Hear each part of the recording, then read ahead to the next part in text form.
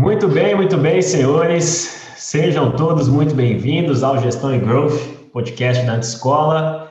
Estamos aqui para mais um episódio, hoje na companhia ilustre do Nilson Figueiredo e Richard Vasconcelos. Eu sou o Jonathan Taioba e vamos juntos hoje falar sobre um tema, acho que, incrível, né? Fenomenal esse tema. Vamos falar sobre vender um negócio, os caminhos para vender o negócio, por onde começar, como estruturar e conseguir desenvolver e chegar nos finalmente de uma operação, acho que tão complexa como essa, né? Você não está vendendo um carro, você não está vendendo o seu telefone usado, você está vendendo o seu negócio, e isso acho que é bem mais complexo, e o papo de hoje vai ser show. Então, senhores, prazer mais uma vez estar aqui para a gente trocar essa ideia.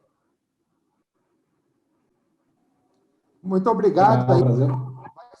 Vai ser um prazer participar desse podcast, falar e trocar um pouco de experiência, falar sobre um tema, como você falou, talvez, às vezes, o sonho de muitos empreendedores ou um final feliz, às vezes um final não tão feliz, mas, de fato, é um final de uma jornada e espero que seja sempre o começo de uma nova jornada. Mas, certamente, esse é um dos pontos bem críticos e importantes na vida de um empreendedor.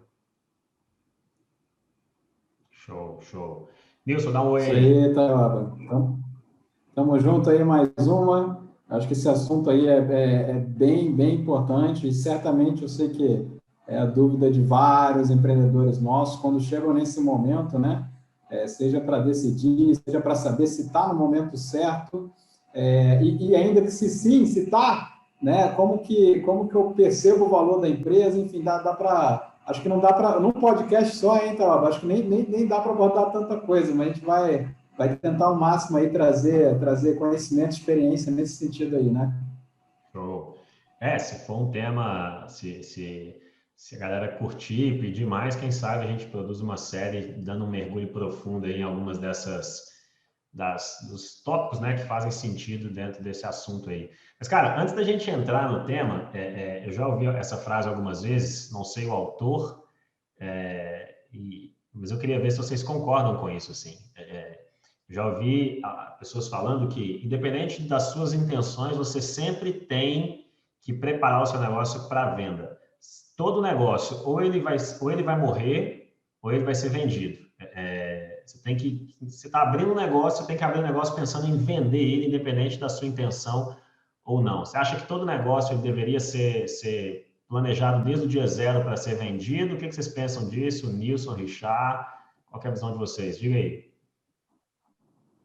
Eu acho que sim, você tem que ter essa visão por alguns motivos. Mesmo que você não vende, você tem que estar preparado para vender. Porque isso requer você estar organizado, você ter processos, você ter uma visão sistêmica do seu negócio e também você sair da operação do dia a dia, porque ninguém vai querer comprar um negócio que dependa 100% de você. Então, até para que o seu negócio possa crescer e você perpetuar ele, você tem que ter a cabeça de quem vai vender esse negócio desde o primeiro dia. Exato, eu concordo muito com a visão do Richard, porque você tem empresas, né, que a empresa por si só, vamos pegar os influencers digitais, né, imagina a dificuldade, né, se a pessoa quiser pensar em vender, né, normalmente a empresa é a própria pessoa, então como é que você tem perpetuidade? Acho que a palavra o negócio só é vendido se ele demonstrar que ele tem condição de gerar fluxo de caixa no futuro, né, então você está tendo que vender uma coisa sistematizada, né, que tem uma certa previsibilidade, pode não ter tanta, né, tem incertezas, qualquer empresa tem seu grau de incerteza, mas você está vendendo algum tipo de sistematização, né, de entrega de algum tipo de serviço ou de uma entrega de um produto. Então, se você estar preparado para vender, significa que você tem esse componente, né, você tem esse sistema que você pode vender ou não. Aí vender ou não é uma opção, né? Mas, do contrário, você pode estar atuando como um autônomo, a empresa pode ser você mesmo, né? Que nem a gente estava falando dos influencers, né? Dificuldade que esse pessoal tem de passar isso para frente, caso queira, né? mas estar preparado para vender requer aí muito mapeamento de processo, organização. Então, concordo com o Richard também nesse sentido. Você falou uma coisa importante, Nilson, que as pessoas compram fluxo de caixa futuro. As pessoas não compram Isso. as pessoas compram o seu futuro. O que você vai conseguir gerar de negócio e de fluxo de caixa a partir do momento que você tem aquela compra? Então, não adianta achar que a empresa depende só de você, quer dizer, não adianta ter uma empresa que só dependa de você e achar que alguém vai comprar, porque você representa um risco para o seu negócio se você sair dele. Então, você é o cara que faz acontecer, é o cara que vende, né? É o cara que bate pênalti, atacante, pega no gol, meio de campo, faz um pouco de tudo. E aí, a partir daí, o que a pessoa vai fazer se você não estiver lá dentro? Então, eu acho que o primeiro passo, Taioba falou muito bem, é preparar o seu negócio, estar sempre preparado para vender. Eu concordo com essa visão, assim, compartilho com vocês dois, porque a questão é, mesmo que eu não esteja intencionalmente preparando o meu negócio para de fato vender, eu não tenho intenção de nos finalmente vender o meu negócio, mas quando o fato de deixar o seu negócio sempre pronto para vender, ou desde o dia zero, pensar num negócio que seja vendável, que esteja pronto para ser vendido, ou pelo menos eu vou caminhar para esse amadurecimento. Por que é importante olhar por essa perspectiva? Porque, bom, se deixar tudo que eu faço para preparar o meu negócio para vender, significa que eu estou deixando o meu negócio mais maduro, mais seguro, mais sustentável, mais sólido, mais consistente. Então, o que o mercado valoriza, ou o que o mercado procura, quais são os critérios que alguém procura quando vai comprar a minha empresa? Ele quer uma empresa que não dependa do dono, ele quer uma empresa que seja organizada, que tenha processos. Bom, se o mercado olha isso na hora de comprar uma empresa, é porque essas coisas são coisas que deixam a empresa mais segura, mais sustentável a longo prazo. Então, ainda que eu não vá vender, se isso é algo que o mercado valoriza, significa que é bom. E se é bom, eu tenho que ter isso na minha empresa, eu tenho que buscar desenvolver isso na minha empresa. Ainda que eu não estou fazendo isso para vender, mas eu estou buscando elementos que tornam a minha empresa mais valorizada, e se torna a empresa mais valorizada é porque aquilo, de fato, traz mais crescimento, solidez, lucratividade para o negócio. Então, eu vou desenvolver isso na minha empresa. Ainda que eu não esteja fazendo isso intencionalmente para vender, mas eu estou usando, talvez, os critérios que o mercado utiliza para comprar um negócio, eu estou utilizando isso como parâmetro para deixar o meu negócio melhor. E ainda que eu venda ou não, eu vou estar construindo um negócio muito mais sólido, né? Então, pensar na venda do negócio, mesmo sem, de fato, estar vendendo, é pensar no que eu posso fazer para o meu negócio ficar melhor, né? Então, isso nesse aspecto, eu acho que vale a pena pensar nisso sim. Exatamente, até porque isso influencia a sua estratégia. Então, deixa eu trazer um caso bem concreto e simples de entender. Nós, na Lio, éramos uma empresa 100% baseada em projetos. Então, você basicamente tem que matar um leão por dia. Toda hora você tem que vender um projeto, executar e achar outro projeto. A gente sabia que uma empresa com valuation, quer dizer, uma empresa baseada em projeto tem um valuation múltiplo menor do que uma empresa que tem receita recorrente. Então, buscamos migrar a nossa estratégia de negócios para conseguir ter mais receita recorrente, porque isso é algo mais valorizado. A gente não está querendo vender o negócio. A gente não está de olho nesse momento para compradores e tudo mais, mas todo ano a gente olha e fala, se alguém comprar, tem que estar pronto. Qual é a estratégia no ano seguinte para que a empresa tenha mais valor? Ter mais valor é olhando, até o que o Nilson falou no começo, fluxo de caixa futuro. Então, dentro da nossa empresa, hoje, a gente tem muito essa visão. E aí a gente saiu de 90%, mais ou menos, de receita baseada em projeto. Hoje estamos em 50% em projeto, 50% já é recorrente. E a meta nossa nos próximos 2, 3 anos é chegar em 75% de receita recorrente, porque sabemos que isso vai ser mais valorizado, vai ter um valuation maior, mesmo que tenham melhores projetos do mundo, mas a estratégia nossa está direcionada para isso. Não significa que se vier um projeto 10 vezes maior que o meu faturamento, eu vou negar. Claro que não. Porém, a minha estratégia de negócios vai ser direcionada para aumentar, no nosso caso, receita recorrente, porque é algo que, dentro do meu setor, é mais valorizado.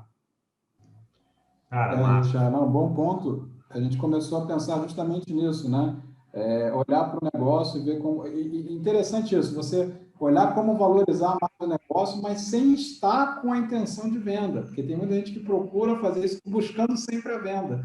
A gente até questiona se será que esse é o caminho? A gente quer valorizar um negócio por si só. A venda acaba que sendo uma consequência, né? E quando for o momento, se quisermos, e o momento chegar, né, a gente vai estar muito melhor preparado para isso. Mas o Richard falou uma coisa que é interessante, da coisa da receita recorrente, né? A gente não parou as outras atividades, né? A gente só percebeu que isso ia trazer uma maior robustez, né? Porque, do contrário, no primeiro caso, né, que o Richard estava explicando, talvez a gente até se perguntava se é que o negócio seria até vendável, né?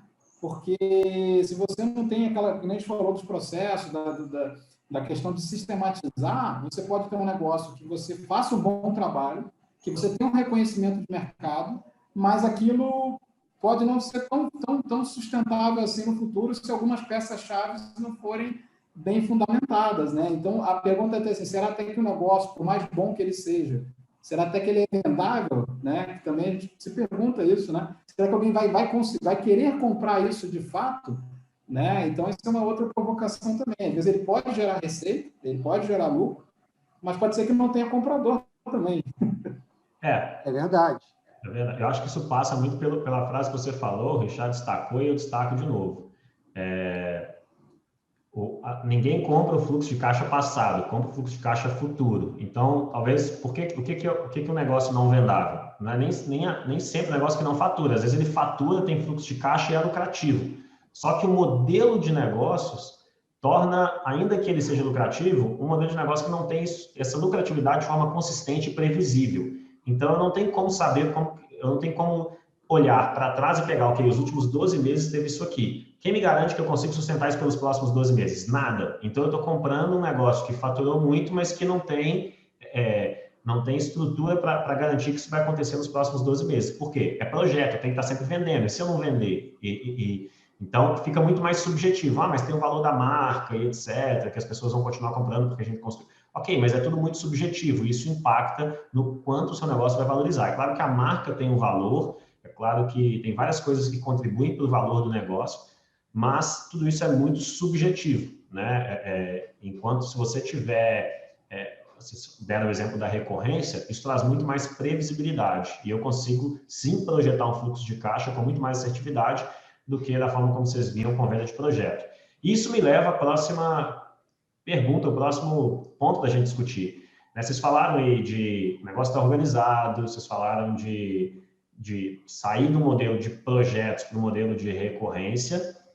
E aí me levanta uma pergunta: o que o meu negócio precisa ter para ser um negócio vendável? O que o meu negócio precisa ter para as pessoas quererem comprar ele, né? O que eu preciso fazer no meu negócio para eu conseguir vender ele? Vocês já começaram a falar de algumas coisas que vocês fizeram, a gente já arranhou aqui algumas coisas que o cara precisa começar a pensar, processo, organização, ele deixar de ser o próprio empreendedor na operação do negócio, já é um gargalo, e tem algumas coisas a mais que esse cara precisa ter, enfim, que precisa começar a olhar para preocupar com isso? Eu vejo o seguinte, primeira coisa, a gente já falou, o empreendedor não pode ser dependente do negócio. Ninguém compra o empreendedor, não é? Senão é mais fácil contratar ele CLT e dar um salário maior do que a empresa paga. Então, não pode ser essa visão. Segundo, você tem que ter uma organização mínima de números. Por exemplo, você tem que ter o DRE. Você tem que ter qual é a sua receita líquida, margem operacional, seus custos diretos, né? Depois margem operacional, seus custos de overhead, por último, seu EBITDA. Então, você tem que ter essa parte de números bem organizado. E números não pode ser fluxo de caixa. Eu acho que esse é outro erro que muita gente tem, é pegar a conta bancária e espelhar isso como um DRE. Você tem que ter isso organizado à base de competência. Então, você tem que saber, se eu vendo um produto recorrente, mesmo que eu receba isso à vista, reconhece isso em 12 vezes, em 12 parcelas. Então, você tem que ter um mínimo de organização contábil para que alguém possa analisar o seu negócio, seu balanço, tudo mais. A gente já teve, aí trazendo exemplos, situações que a gente queria fazer uma operação de compra e a empresa não tinha balanço. A empresa estava com isso desorganizado. O que aconteceu? Não aconteceu. Simplesmente falou, ó, bateu nesse passo e não tem... Então, tchau, acabou. Não tem assim uma conversa, não tem... Por quê? Porque até você organizar isso e eliminar todos os riscos para trás, demora 2, 3 anos. Então, se você não tem um bom contador, um bom modelo de reportes, né, de relatórios, de trazer esses números, de ter essa disciplina para o seu negócio, ninguém vai querer olhar. Por quê? Porque um negócio desorganizado contabilmente, em termos de gestão, de relatórios, de reportes, significa que você está menosprezando outros riscos que podem acontecer. Então, ninguém quer comprar risco, ninguém quer comprar problema. Então, isso é uma coisa que é fundamental e muito empreendedor gerencia o seu negócio conforme sua conta bancária. Então, isso aí não pode acontecer. Outra coisa é não confundir pessoa jurídica e pessoa física. São coisas distintas. O seu carro, a sua empresa, sua vida pessoal, seu cartão de crédito, isso não pode ser pago pela sua empresa. A empresa tem que te pagar um salário e esse salário você tem que buscar financiar a sua vida pessoal. Aí o empreendedor vai falar, mas tributariamente é melhor. Cara, se você pensa nisso, como você economiza uma parte aí de tributos, misturando pessoa física e jurídica, você não está pronto para vender. Então, essa é uma coisa que é fundamental, separar a sua pessoa física e jurídica, porque ninguém... A partir do momento que você entra ali e começa a justificar a linha ali, fala, não, isso aqui foi prestação do meu carro, isso aqui foi crédito do meu filho, isso aqui foi escola. E o cara fala, tá cheio de problema, já pula fora. Então, essa organização é fundamental para que você consiga, de fato, estruturar a sua empresa para vender. Nem falamos ainda da venda em si, mas a estruturação é muito importante. E, às vezes, é necessário trazer ajuda. Às vezes, você não vai ter a competência interna para fazer isso, para organizar seus números, até porque o seu dia a dia continua correndo.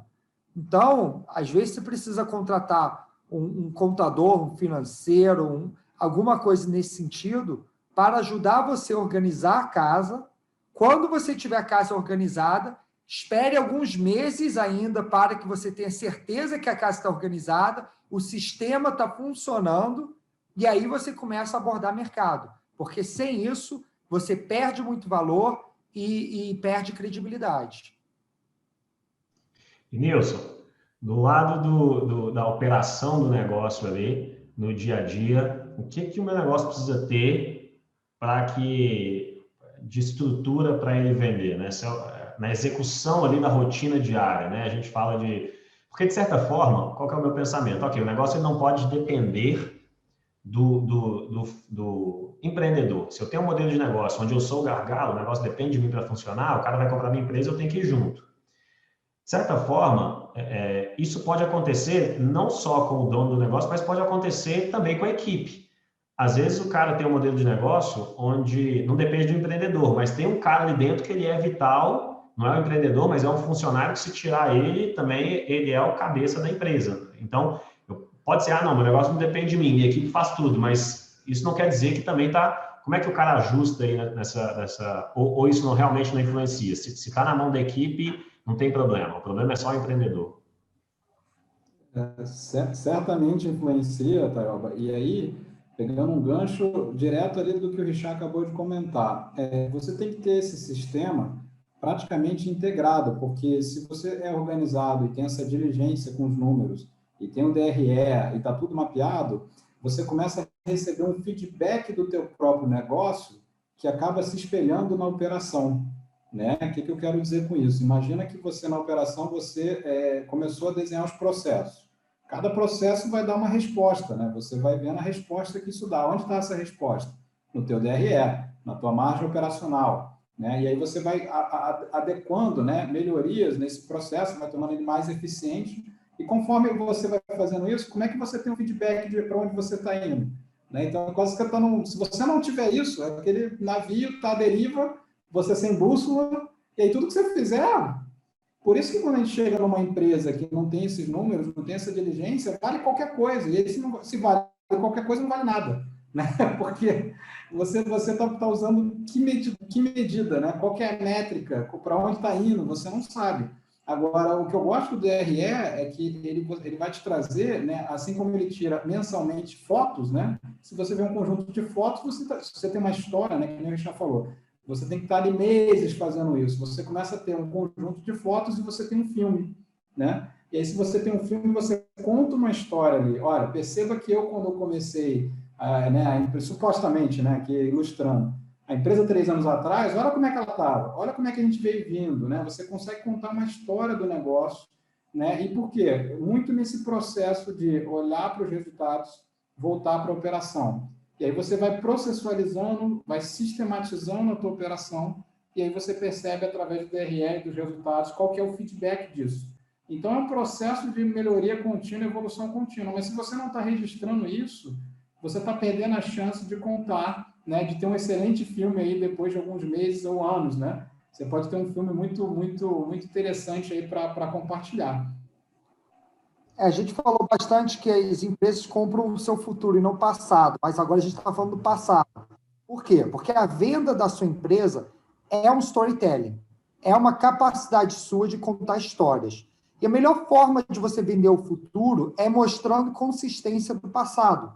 Então, se você fala o seguinte, eu estou 3 anos com a empresa, faturei, sei lá, 100 mil reais, mas ano que vem vou faturar 25 milhões.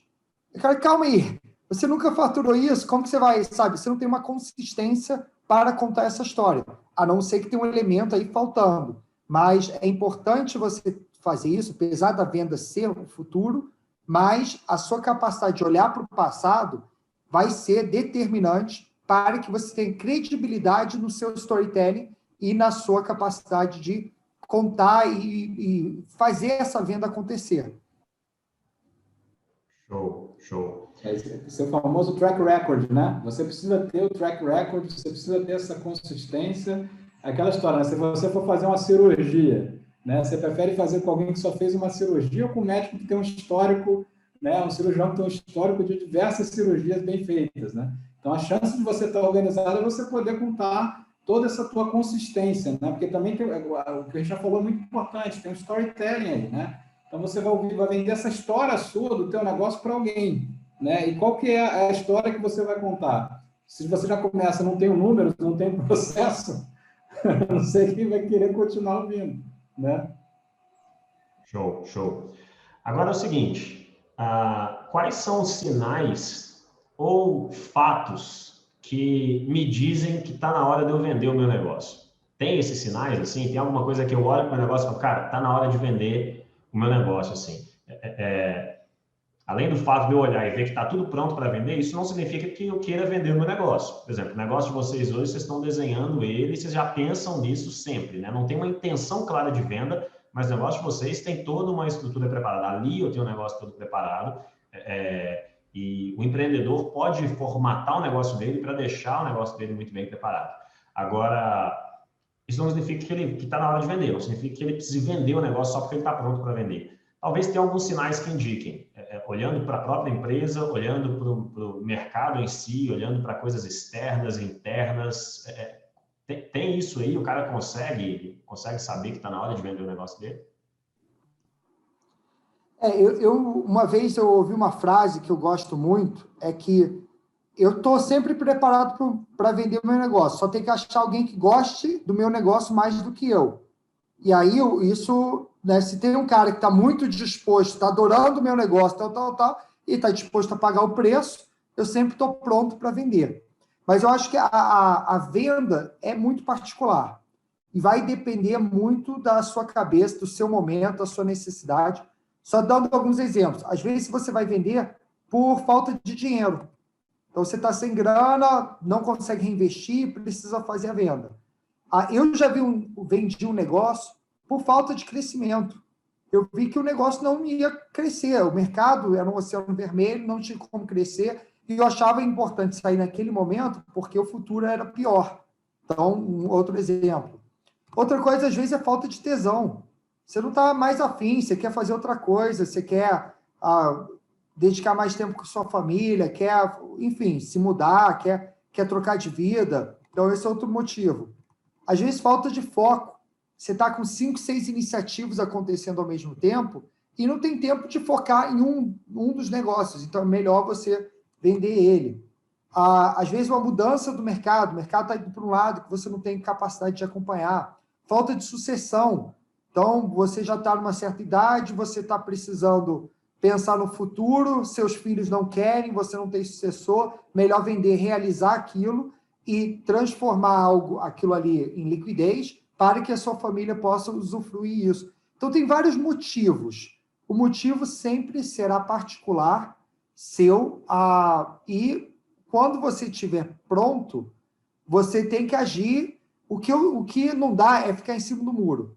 O que não dá é, eu acho que vou, aí começa, aí desiste, aí porque você perde tempo, credibilidade, você perde várias coisas. Então, você tem que tomar uma decisão. Vou vender ou não vou vender? A partir do momento que você toma essa decisão, você tem que ser all-in. Vai e segue aquilo. Não quer dizer que você não pode mudar de ideia. Você pode mudar de ideia várias vezes.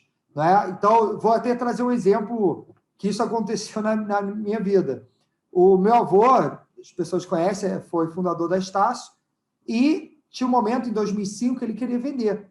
Aí achou um comprador lá nos Estados Unidos, eles toparam, vendeu, valor, tudo certo e tal. Aí ele tinha que assinar os papéis lá nos Estados Unidos, numa cidade lá.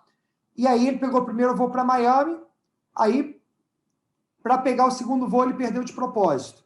Aí passou uma noite em Miami, aí perdeu o segundo de propósito, passou mais uma... Ele passou 3 noites em Miami, voltou e falou, desisti, não quero, tal. Mas ele fez todo o processo para vender, acabou 2 anos depois abrindo capital com valuation 5 vezes maior, foi até uma coisa boa. Mas, então, você tem que tomar essa decisão e a decisão é sua.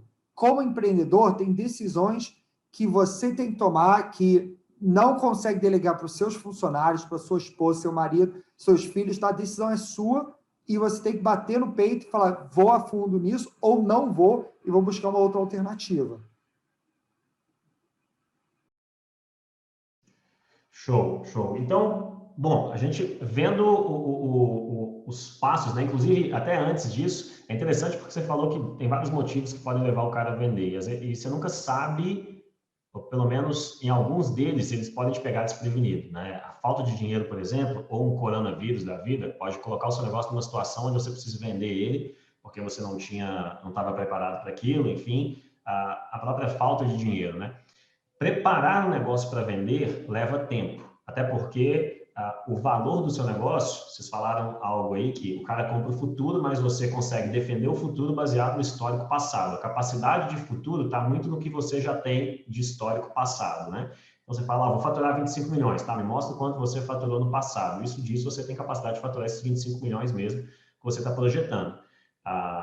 Ou seja, não adianta eu achar que eu vou preparar meu negócio para vender em 2 meses.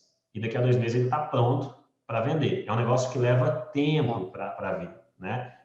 Comecei a fazer DRE hoje. Beleza, uma planilha de DRE, você faz em quanto tempo? Se você contratar um consultor financeiro, ele faz uma planilha de DRE e te entrega ela pronta em 1 semana.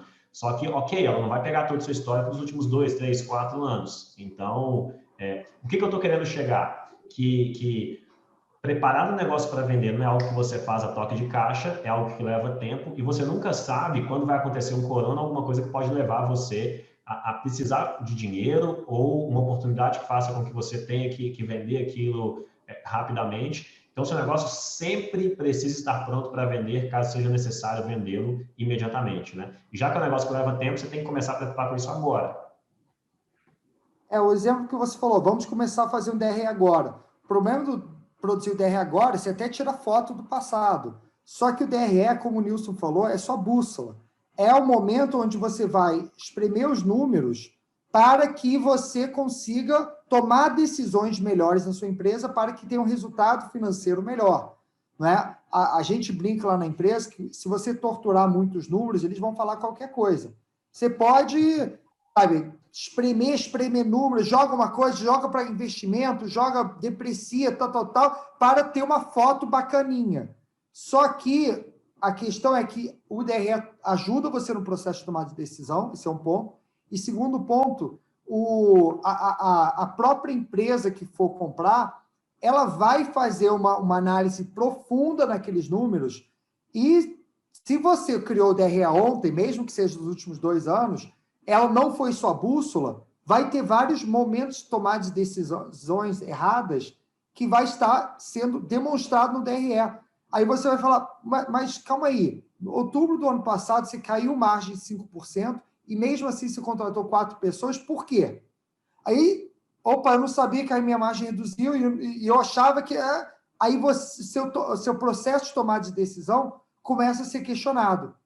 E aí você não tem os números ali para provar. Então, primeiro passo, ter número, ter toda essa parte financeira 100% em ordem. Sem contar, Richard, tem casos, que nem você falou, quando a pessoa corre para fazer um DRE, o que acontece? Acontece esses números que ninguém explica, né? Então, você tenta replicar o passado muito rapidamente, ao invés de você ter os números que conversam, né, faz sentido, tem um sentido razoável ali no entendimento dos números, acontece essa maluquice. A receita alta, a margem cai, ninguém sabe explicar por que a margem caiu naquele mês, aí depois a receita foi mais baixa, mas por que foi mais baixa? Ninguém tem história porque não conversou sobre isso naquele mês, e por aí vai, né? Nilson, se eu te perguntar agora por que a margem caiu 0,4% mês passado, você sabe responder. Exato, exatamente. E a gente sabe porque essa bússola está tão afiada e já entrou tanto na nossa veia, a disciplina de olhar para isso o tempo todo, por anos, a gente consegue saber a nível de cada projeto, né, quais estão tomando mais margem, quais estão tomando menos, e isso explica o resultado final, né? Então, por isso que eu falei que é uma grande bússola, e esse feedback, se você tem constante, é aí que você consegue encontrar as oportunidades, né? Aí que vem as reflexões, aí que seu negócio está em constante crescimento. Quer dizer, então, que o DRE não é aquele negócio que chega no final do ano ou em algum momento que deixa eu fazer aqui porque minha planilha está em branco, deixa eu atualizar ela aqui, porque tem 6 meses que eu não faço esse negócio, e aí só para preencher campo, né? Ela influencia no dia a dia da operação ali, ela é fonte de matéria-prima para tomada de decisão, né? Ela é realmente útil, não é só um negócio que você tem para mostrar para quem quer comprar, ou para o sócio, ou para o conselho, ela realmente tem que ser usada, né? Show. Esse poder do feedback, Taioba, ele é importantíssimo, né? O próprio Tim Ferriss, no livro dele lá, ele escreve, né? Se você se pesar na balança todo dia, você já vai emagrecer. Sem mudar sua dieta, sem fazer mais exercício, só o fato de você se pesar diariamente na balança, você já emagrece. Por quê? É o feedback diário das suas ações, entendeu? Então, assim, ele provou isso lá. Ele mostrou que tem um case onde você não muda dieta, não faz mais exercício físico, mas só o fato de você estar na balança, claro que se você fizer dieta, fizer exercício físico, tudo isso vai contribuir no todo. Mas só o fato de você estar mensurando aquilo diariamente, qual o peso que eu estou, isso já muda o jeito que você encara cada dia, né? Porque você percebe o dia que você exagerou, o dia que você for, né? Então, assim, sem você olhar para os outros fatores, só o fato de você ter um feedback constante já muda o teu processo de decisão, né? Então, isso é muito similar numa empresa quando você está constantemente olhando os números e os resultados da operação. Show. Ok, então, bom, a gente já chegou num consenso. Você tem que estar sempre preocupado em deixar o seu negócio pronto para vender. Ainda que você não queira vender, pode ser que apareça um momento em que você precise vender e, eventualmente, se você quiser vender, preparar isso também não é um negócio rápido. Então, começa agora, porque você não sabe o dia que você vai querer, o dia que você vai precisar vender, e isso leva tempo. Além do que, preparar o seu negócio para vender, estrutura melhor do seu negócio, tende a deixar o seu negócio mais forte, mais sólido, mais consistente, pode ajudar e vai certamente ajudar na forma como você toca o seu negócio e para o negócio em si é melhor, né? Então a gente já falou, deixar o negócio pronto, preparar o seu negócio para vender, analisar se, e aí vem um negócio muito pessoal, de entender se quando é o momento ou não de vender, né? Pode ser, acho que já elencou vários motivos aqui que podem me levar a querer vender o meu negócio. E se eu quiser vender e não estiver preparado, a gente já falou o que esse cara tem que fazer, e se ele já estiver preparado, é muito mais fácil ele procurar isso aí. Mas ok, então decidi que eu quero vender, está na hora de vender o meu negócio, ele está redondo. O que eu faço para vender? Eu coloco uma placa, porque assim, se eu quero vender meu carro, eu coloco um adesivo, vende-se ano tal, e ok, se eu quero vender minha casa, eu vou numas imobiliárias ou anuncio no LX da vida. E se o cara quer vender a empresa dele, não dá para ele meter uma placa na porta e falar, vende-se aqui, né? Igual, às vezes você vem em restaurante, passa-se esse ponto, né? Como que o cara faz para vender um negócio? Tem empresa, qual que é o caminho que o cara vai? É verdade, não é tão simples quanto botar um anúncio no OLX e falar, ó, a minha empresa está à venda, segue DRE. Não, você tem que Apesar de encontrar. que eu não fiz esse exercício, mas capaz, se você entrar no LX aí agora, você vai encontrar um monte de anúncio de empresa lá no Mercado Livre e LX, viu? Mas eu acho que não é por aí também. Pode ser, pode ser, mas garanto que você não vai conseguir extrair o valor dela. Mas você tem que, antes de falar da pessoa que vai fazer esse agenciamento, você tem que saber onde que você extrai valor da sua empresa. Então, a gente falou que as pessoas compram o fluxo de caixa futuro e olham para o passado. Mas onde que está o valor? Às vezes o valor não está em contrato. Às vezes o valor é algo é uma coisa não tão tangível.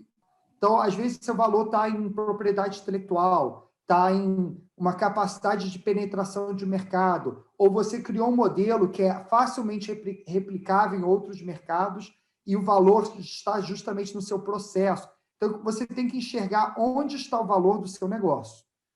Segunda coisa é saber como que chegar em potenciais compradores, tá? Eu vou fazer o seguinte, eu vou dar 2 exemplos, posso dar até 3. Um deu certo, o outro não deu certo, tá? O terceiro também deu certo. Mas eu tinha uma empresa chamada Mi Digital. Era uma empresa que a gente desenvolveu um software, um RP acadêmico voltado para a gestão de escolas. Nesse software, o que a gente fazia? É tudo que uma escola precisava. Então, parte de secretaria, gerar boletos, tudo mais. Só que a gente cometeu um erro muito grande, que foi a gente desenvolver um software excelente, muito bom, ficamos só focados no software, e aí depois a gente foi atrás do mercado. Então, em vez de fazer um MVP, onde eu ia desenvolvendo uma base de cliente crescendo, não, a gente ficou 2 anos, gastando muito dinheiro só desenvolvendo. Quando ele estava pronto, fomos entrar no mercado. Quando fomos entrar no mercado, foi 2015 a 2016, e crise naqueles anos, aqui no Brasil, então a gente teve uma dificuldade enorme de vender o produto. Chegou o momento que eu quis vender a empresa, porque eu estava cansado de sangrar dinheiro, cansado de ter que bancar a equipe de desenvolvimento todo mês, e eu falei, vou vender meu negócio. Então, os motivos era isso, falta de fôlego financeiro de ficar botando dinheiro. Mas eu tinha um software muito bom. Então, eu falei, poxa, não deve ser tão difícil, eu vou abordar empresas de software e eu vou tentar vender esse negócio. E aí, só que assim, eu não conseguia chegar no CEO, sei lá, da TOTUS, da Lynx, da Alterdata, dessas mega empresas aí de RP. Então, o que eu fiz? Eu contratei uma empresa de M&A. E aí, essa empresa de M&A me ajudou a desenvolver uma história, um book, que eles chamam, para que a gente pudesse abordar empresas. Então, nesse caso, eu paguei um valor, não era baseado, tinha um valor baseado no sucesso, mas tinha um valor para iniciar. A gente criou todo esse book, todo histórico, né? A gente tinha um histórico muito ruim no passado. Por quê? Porque foi só botando dinheiro e a receita era muito baixa. E a gente ia contar uma história positiva depois. Então, qual foi a dificuldade aí? Aí sim, através dessa empresa, eu sentei na mesa com o CEO dessas empresas aí que eu falei e muitas outras, das maiores empresas de software do Brasil, sentei na mesa com eles, mostrando o meu software, mostrei telas, eu tinha um track record do passado, porque a gente era da Estácio e já tinha desenvolvido um sistema desse, eu trouxe pessoas da Estácio para fazer, então, sistematicamente, estava muito bom. Só que o que foi a falha? Eu não enxerguei qual era o valor para essas empresas. Essas empresas são empresas de software. Ela tem capacidade de gerar um software. Tudo bem que ela queria entrar no mercado novo. Ela queria entrar no mercado de educação, que era um mercado que elas não tinham algo. Mas ela olhava para o meu software e falava, poxa, se eu for comprar isso, eu prefiro desenvolver. Será que esse software está bom mesmo? Porque ele não tem cliente, tinha cliente, mas eram poucos. Então, eles viram que eu não tinha uma base de cliente, o valor para essas empresas era mais os clientes do que o software. Eu podia ter o pior software do mundo, se eu tivesse uma base de cliente, ele tem capacidade de consertar. Mas, no caso, eu tendo um software excelente e não tendo cliente, era um sinal vermelho para eles. O que acontece? Contratei o advisor, fizemos um roadshow, fui para várias cidades no Brasil apresentando o software e, afinal, não conseguimos vender a empresa. Então, foi uma frustração. Acabei fechando a empresa, tomei o prejuízo e foi uma história que, enfim, não muito feliz. Então, esse é o primeiro exemplo de como que eu fiz, tá? Depois, eu tinha um curso de inglês chamado Britânia, aqui no Rio de Janeiro. Eram 11 escolas, 3.000 alunos, e a empresa estava passando por um momento de uma certa dificuldade. Isso era em 2018, a gente trabalhava no mercado premium, a gente trabalhava com alunos de classe A, a maioria, e as escolas classe A estavam virando bilíngue, então a gente estava perdendo aluno para o colégio. Não era nem para concorrentes, era para o colégio. Então, a gente começou, assim, de uma forma bem leve. Aí, naquele ano, eu fui ver o número de alunos que entraram com 5, 6 anos de idade e eu vi que estava muito baixo. E eu fui estudar por quê. E aí eu fui ver que colégios esses alunos estudam. Aí eu levantei todos os colégios e vi que quase todos eles viraram bilíngue. Então, eu olhei para o meu negócio e falei, isso não tem uma duração muito longa. Esse aluno com 5 anos que vem tem 6, 7, daqui a pouco o filé ali de 8 a 12 anos de idade iria tudo embora. Então, o que eu vi? Eu vi que existia uma necessidade de eu fazer alguma coisa.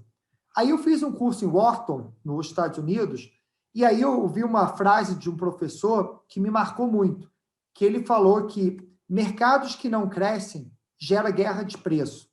Por quê? Você pode ter o melhor produto do mundo, só que se o seu mercado não está em crescimento, o seu concorrente, que tem um produto pior, vai baixar o preço dele para que ele consiga reduzir o estoque dele ou vender o serviço dele. A partir do momento que o seu concorrente reduz preço, você, por mais que você tenha um produto bom, o mercado não está crescendo, você vai perder clientes para lá. Como não tem crescimento, você vai ser obrigado a reduzir preço. Então, mercados que não crescem geram guerra de preço.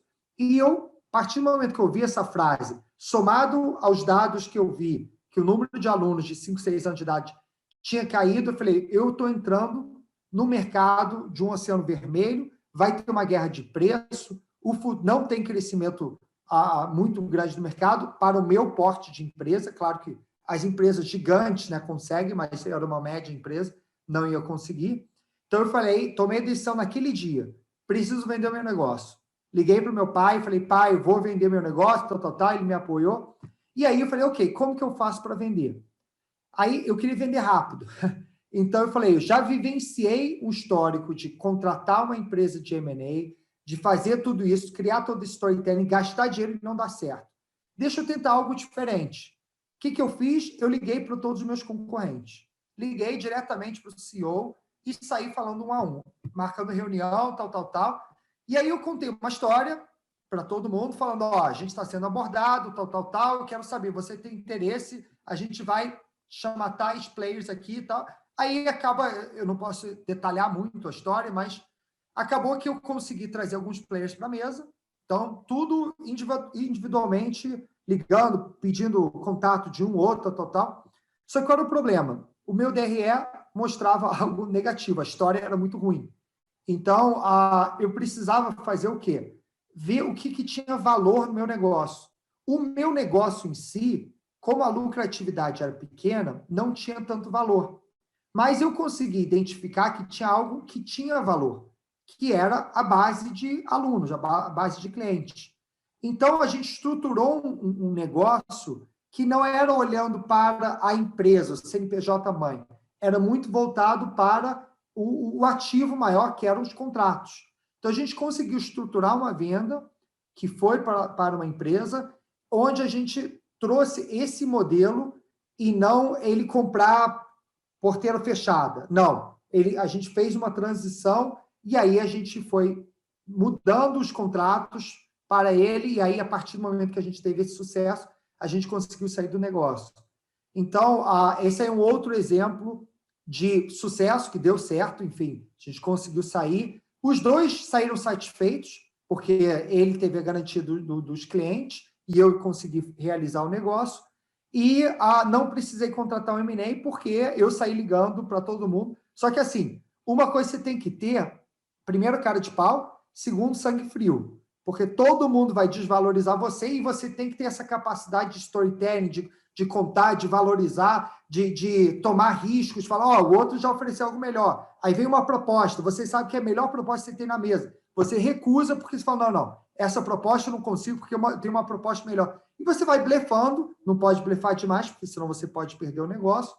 E aí esse aí foi uma segunda história. E só para encerrar rapidinho, uma terceira história, bem mais rápida, eu tinha uma loja no Barra Shopping, de roupa de bebê, que eu tocava com minha esposa. Quer dizer, ela que tocava, eu só fui o sócio.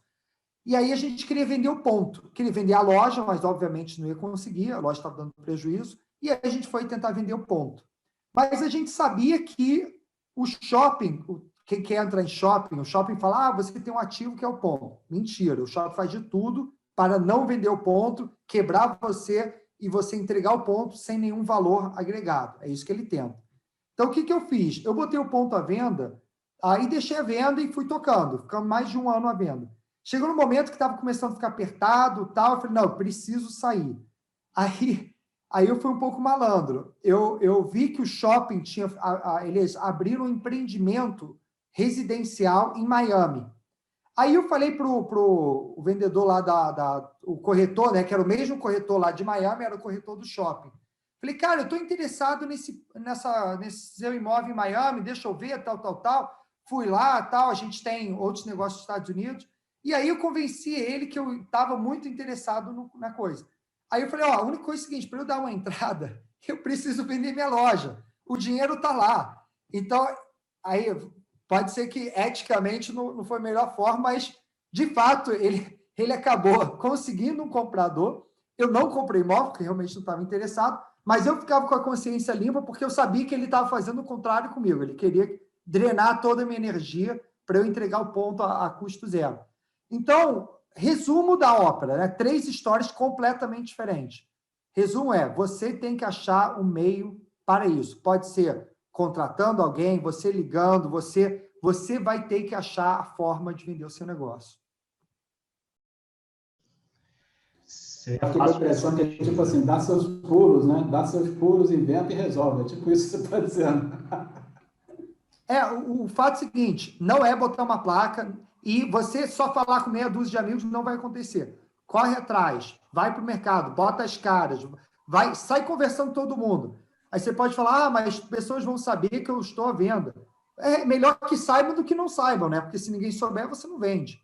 Então você tem que botar a capa e vai ter que tentar várias estratégias para vender. Show. Acho que é o que o Nilson falou lá no começo do papo, né? Cara, daria para gravar uma série de podcasts sobre isso aqui, porque tem muita coisa para falar. A gente não entrou muito em valuation, não entrou numa série de coisas que são extremamente complexas e a gente só arranhou a superfície, né? Mas, cara, acho que dá para tirar muito ouro daqui, muita coisa legal.